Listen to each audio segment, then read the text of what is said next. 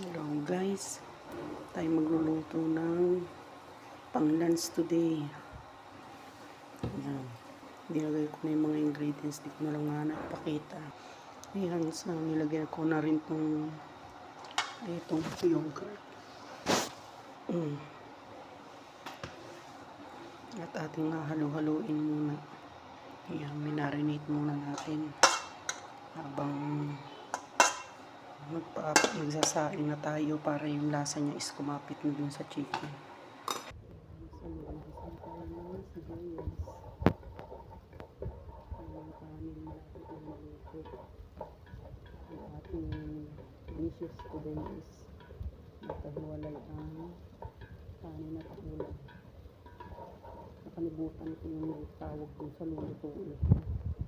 Comment nyo na lang guys pag pinost ko kung anong yun. Nakalimutan ko kasi.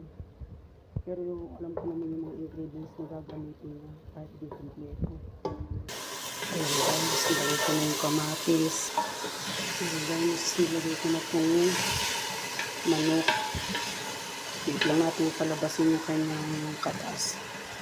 Ayan, at ngayon lumabas na siya. Lagyan natin itong tomato paste. Ang kakulay.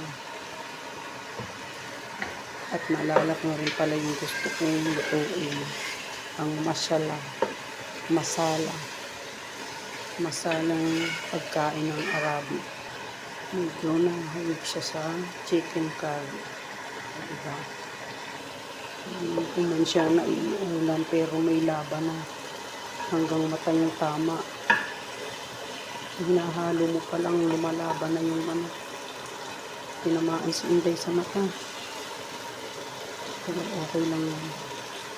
Mamaya kita bibigyan ng maganda-gandang ganito.